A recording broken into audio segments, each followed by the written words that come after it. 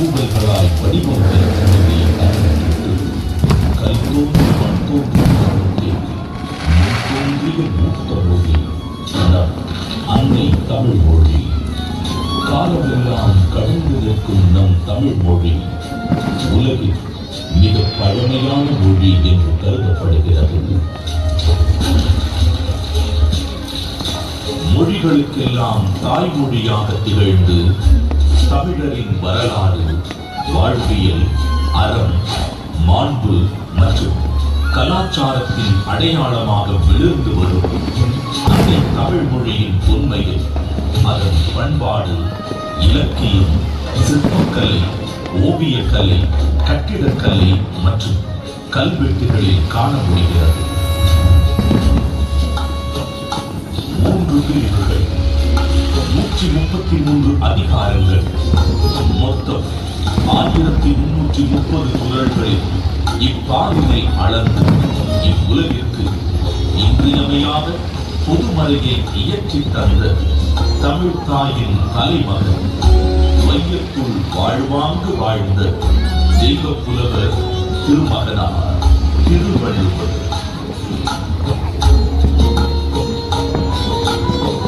ஐயன் பிறந்த வருடம் தமிழக அரசால் கிமு 31 என்று வழங்கப்படுகின்றது.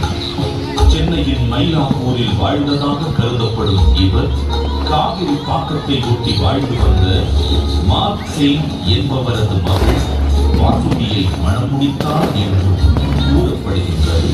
தன்னை பற்றிய குறிப்புகள் மிக குறைவாகவே கிடைக்கின்றன. சாதி மத வேதங்களை களைந்து மனிதத்தை உயர்த்தி பிடித்தவர் வள்ளுவர் திருமகனார்.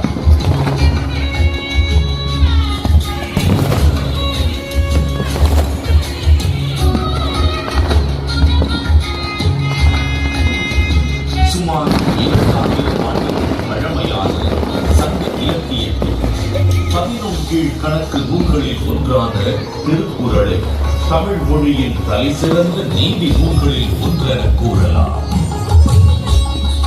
1.5 அடியில் 7 சொற்களில் மட்டுமே கொண்டு எழுதப்பட்டு ரத்தின சுருக்கமாக, அதே நேரத்தில் மிக ஆழமான கருத்துக்களை வெளிப்படுத்தும் நூலாக, மிகச்சிறிய வார்த்தைகளில் மிகப்பெரிய தத்துவங்களை அடக்கியுள்ள நூலாக இருக்கும் திருக்குறள் இன்றும் அது பகுத்தளிக்கும் நெறிமுறைகளுக்காகவும் அது வழங்கக்கூடிய பகுத்தறிவுக்காகவும் தமிழர்கள் மட்டுமல்லாது பல்வேறு மக்களாலும் விரும்பி போற்றப்படுகிறது.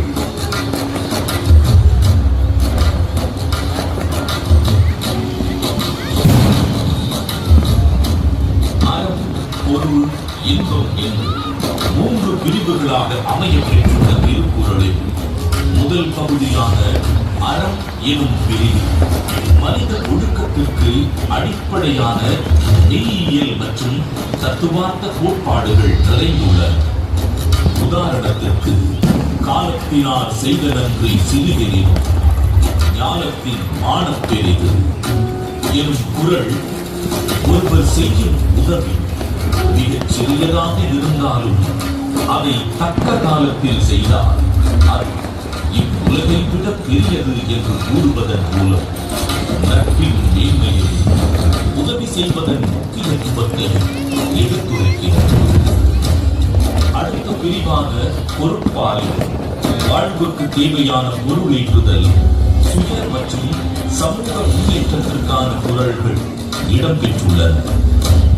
உதாரணத்திற்கு, கற்க கசடர கற்பவை கற்றவை நிற்க அதற்கு எனும் குறளில் கல்வியின் முக்கியத்துவம், கல்லாமையின் தீங்கு, பொருள் கூர்ந்து கற்றலை, அதன்பின் அறவழி நடத்தல் போன்ற எக்காலத்திற்கும் பயன் பெறும் கூறுகள் இடம்பெற்றுள்ளன. 3ஆம் பிரிவான இன்பத்துப்பாலில் வாழ்க்கைக்கு தேவையான அகக்கூறுகள் இடம்பெற்றுள்ளன.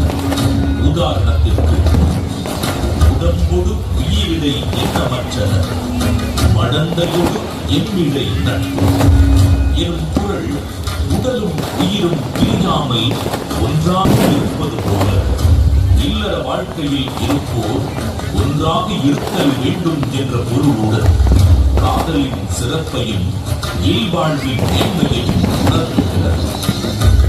ஏறத்தாழ 60க்கும் மேலான உலகின் பல்வேறு மொழிகளுக்கு மொழிபெயர்க்கப்பட்ட திருக்குறள் உலகின் அதிக அளவில் மொழிபெயர்க்கப்பட்ட சமயம் சாரா நூல்களில் ஒன்றாக திகழ்கிறது. திருக்குறளின் இலக்கிய வடிவமும் பொருளடக்கமும் அதன் செம்மொழி தன்மையை வெளிப்படுத்துவதுடன் உலக இலக்கியத்தின் ஒரு மாபெரும் ஆவணமாகவும் விளங்கி தமிழின் உண்மையையும் தமிழர்களின் பெருமையையும் இப்புவியெல்லாம் கொண்டு சேர்த்துள்ளது. வள்ளுவருக்கும் அவருடைய குரலுக்கும் பெருமை சேர்க்கும் வண்ணம் அன்றைய தமிழகத்தின் முதலமைச்சராக இருந்த முத்தமிழறிஞர் டாக்டர் கலைஞர் மு. கருணாநிதி அவர்கள் திருக்குறளுக்கு உரை எழுதிய போதெல்லாம் பேருந்துகளில் திருக்குறள், பள்ளிப்பாடங்களில் திருக்குறள், திருக்குறள் கவியரங்கம், திருக்குறள் ஆய்வு என எளிய மனிதருக்கும் வள்ளுவரை கொண்டு சேர்த்தார். அவரது புகழை நிலைநாட்டும் விதமாக 1975 தொடங்கி பல இன்னல்களுக்கு பின்னர் 2000ஆம் ஆண்டு குமரி முனையில் 133 அடி உயரமுள்ள திருவள்ளுவர் கற்சிலையை திறந்து வைத்தார். இதைத் தொடர்ந்து குமரியில் உள்ள திருவள்ளுவர் சிலையின் வெள்ளி விழாவை முன்னிட்டு விவேகானந்தர் பாறை வள்ளுவர் சிலை இரண்டையும் இணைக்கும் விதம் சுமார் 250 அடி நீளமுள்ள கண்ணாடி பாலம் தமிழக முதல்வர் மு. க. ஸ்டாலின் அவர்களால் திறக்கப்பட்டது. இந்தியாவின் முதல் கடல் மேல் கட்டப்பட்ட கண்ணாடி பாலம் இது என்பது வள்ளுவருக்கு மற்றும் ஒரு மணிமுடி. திருக்குறளை கொண்டாடும்